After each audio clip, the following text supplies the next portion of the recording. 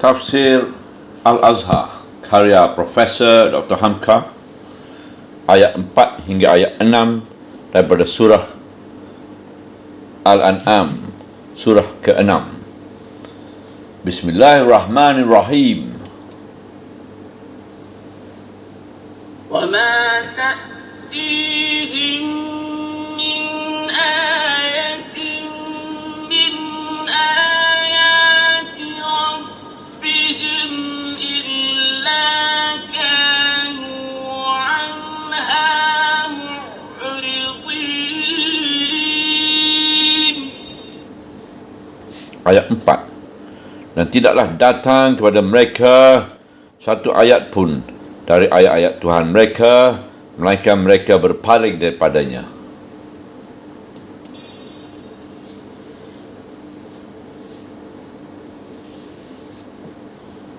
فَقَدْ كَذَّبُوا بِالْحَقِّ لَمَّا جَاءَهُمْ فَسَوْفَ يَأْتِيهِمْ أَنبَاءُ مَا كَانُوا بِهِ يَسْتَهْزِئُونَ.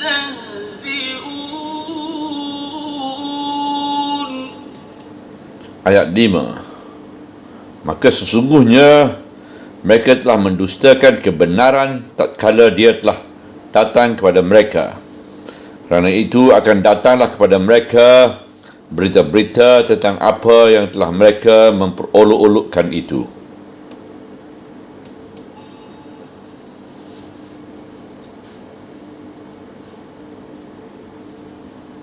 أَلَمْ يَرَوْا كَمْ أَهْلَكْنَا مِنْ قَبْلِهِمْ مِنْ قَرْنٍ مَكَّنَّاهُمْ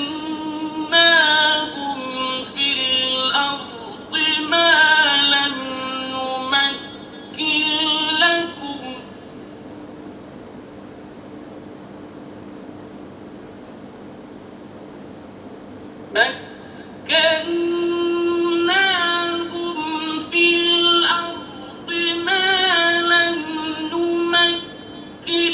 لَكُمْ وَأَرْسَلْنَا السَّمَاءَ عَلَيْهِمْ مِدْرَارًا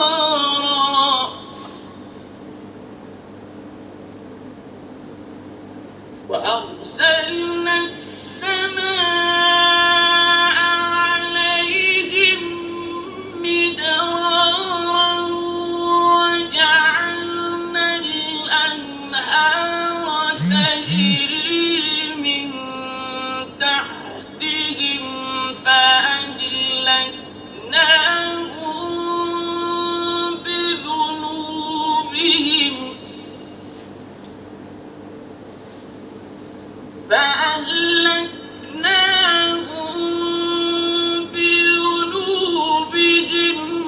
وَأَنشَأْنَا مِنْ بَعْدِهِمْ قَرْنًا آخَرِينَ.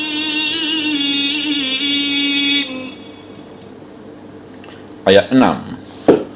Apakah tidak mereka lihat berapa banyak angkatan yang telah kami binasakan sebelum mereka, yang telah kami beri mereka kekuasaan yang teguh di bumi, yang tidak kami berikan kepada kamu, dan telah kami turunkan hujan lebat pada mereka, dan telah kami jadikan sungai-sungai yang mengalir di bawah mereka. Mereka telah kami binasakan mereka itu dari kerana dosa-dosa mereka, dan kami timbulkan sesudah mereka angkatan yang lain.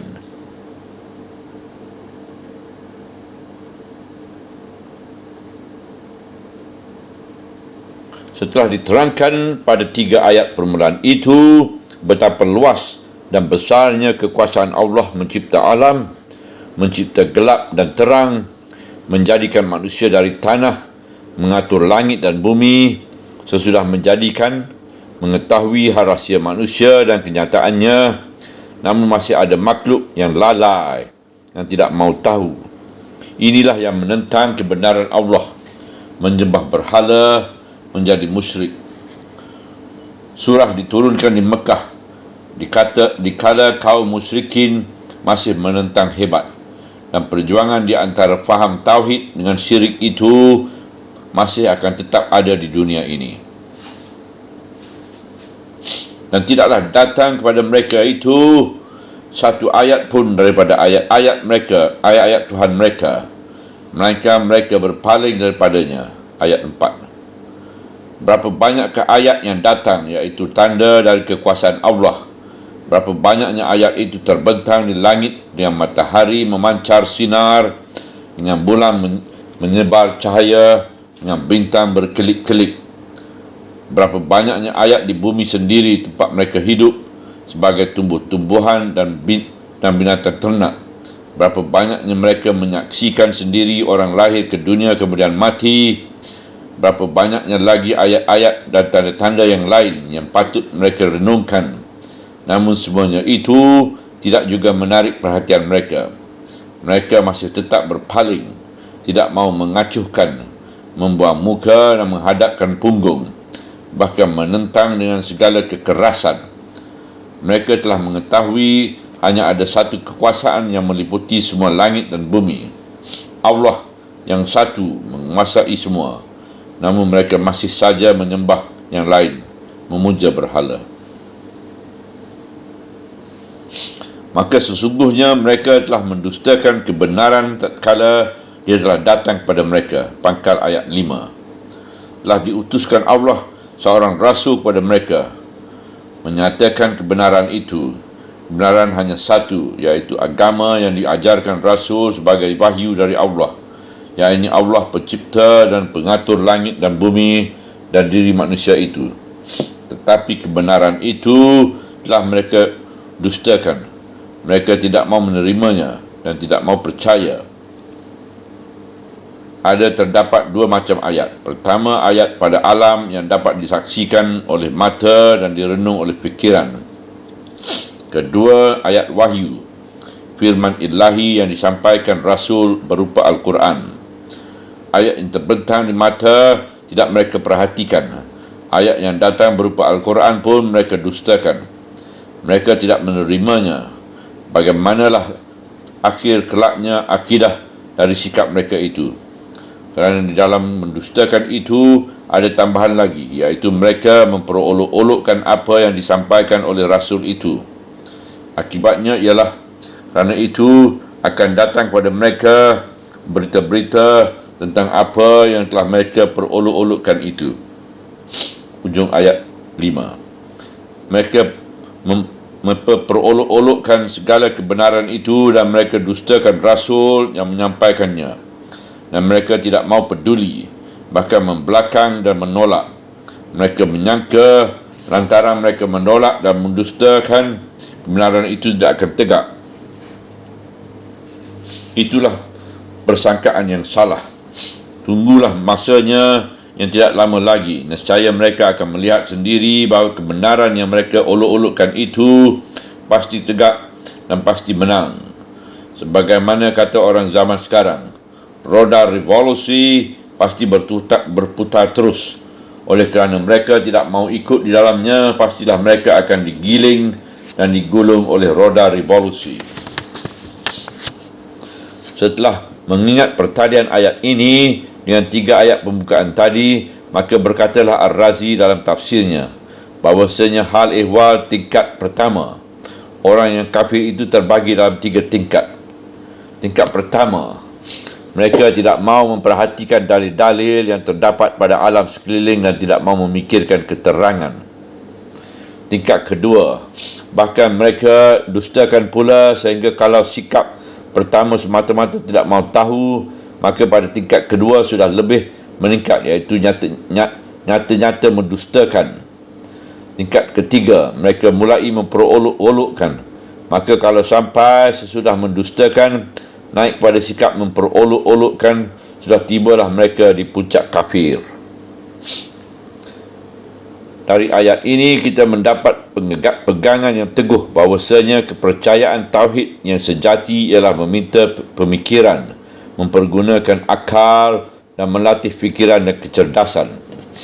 taklid, beriman turut-turutan tidak ada tempatnya dalam membentuk iman yang sejati.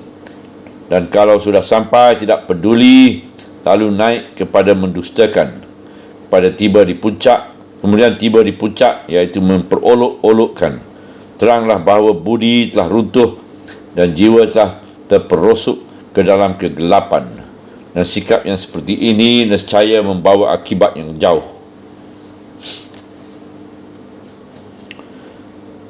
Apakah tidak mereka lihat berapa banyak angkatan yang telah kami binasakan sebelum mereka, yang telah kami beri mereka kekuasaan yang teguh di bumi, yang tidak kami berikan kepada mereka.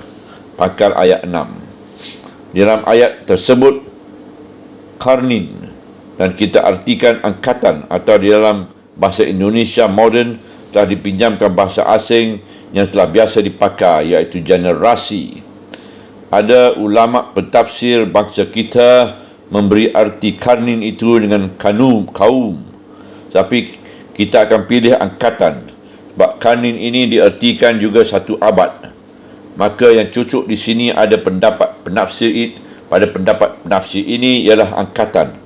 Satu angkatan itu satu generasi. Ingatlah angkatan tua, angkatan muda, angkatan yang dahulu, angkatan yang sekarang, angkatan anak cucu keturunan kita. Kata ahli bahasa Arab, satu qarnin itu pertengahannya ialah di antara 70 dengan 80 tahun. Dan ada juga yang menyebut di antara 40 tahun dengan 60 tahun. Dan ada juga yang menyebut 100 tahun, iaitu satu abad. Maka yang dimaksud dengan qarnin ialah manusia yang hidup dalam satu angkatan itu. Maka dalam ayat ini, Allah mengatakan bahawasanya di zaman lampau memang telah ada pula angkatan-angkatan yang tidak peduli, kemudian sampai mendustakan, akhirnya sampai ke puncak, iaitu memperolok-olok, sebagai ditafsirkan oleh Ar-Razi tadi. Maka angkatan-angkatan yang terlalu itu lebih kuat dan teguh kedudukan mereka daripada kamu yang sekarang ini, hai musyrikin Mekah. Dan telah kami turunkan hujan lebat kepada mereka. Hujan yang lebat kalau diturun ke suatu negeri, timbullah kesuburan di dalam negeri itu. Makmurlah penduduknya sebab tanaman tumbuh dengan baik dan binatang ternak berkembang membiak kerana cukup makanan. Bumi yang subur adalah pangkal dari kekayaan, dan telah kami jadikan sungai-sungai yang mengalir di bawah mereka. Maka hujan yang turun itu bukan saja membasahi bumi sementara dia turun, tetapi membentuk sungai-sungai sehingga walaupun bukan musim hujan, tanah itu subur juga.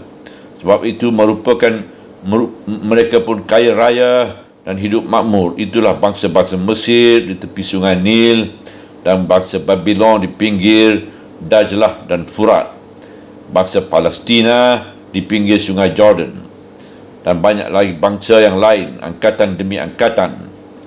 Kesuburan negeri mereka menambah kokoh kedudukan mereka, hingga dapat mendirikan negeri-negeri yang berpemerintahan teratur, jauh lebih kokoh daripada kedudukan masyarakat kamu, wahai penduduk Hijaz, yang tidak mempunyai sungai besar yang pernah bersejarah itu.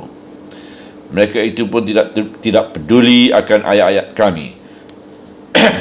Mereka itu pun menolak akan kebenaran kami dan tidak percaya akan rasul-rasul utusan kami.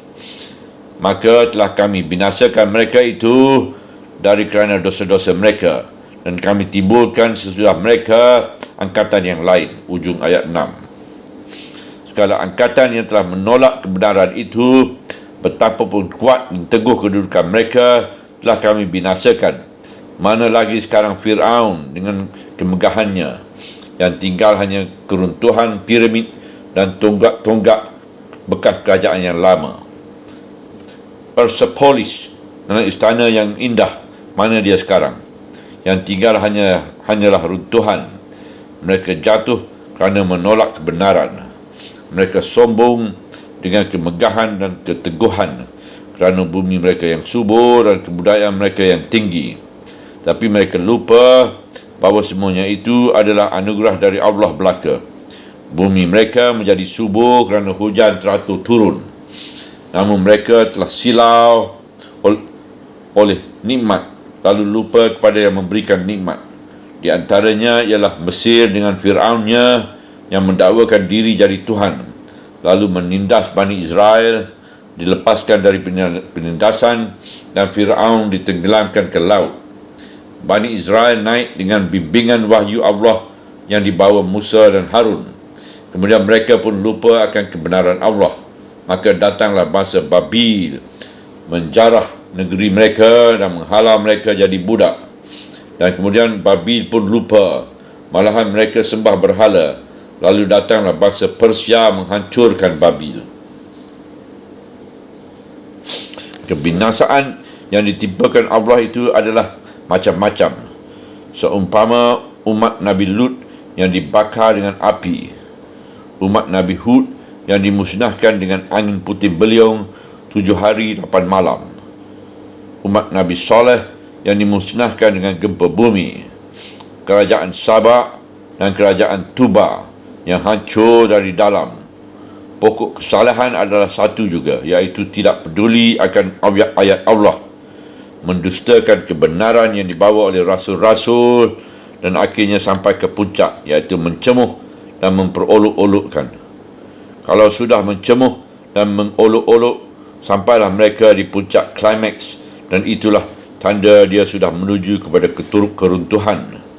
Maka sekarang ini kaum Quraisy, angkatan yang hidup menentang ajaran Muhammad, apalah artinya kedudukan kamu dibandingkan dengan angkatan-angkatan yang telah dihancurkan oleh Allah itu? Kalau tidak ada Kaabah yang didirikan oleh Nabi Ibrahim, kalau tidak ada sumur Zamzam, pesaka Hajar dan Ismail, apalah artinya kamu di sini? Jadikanlah kaca perbandingan oleh kamu segala kejadian angkatan yang telah musnah itu.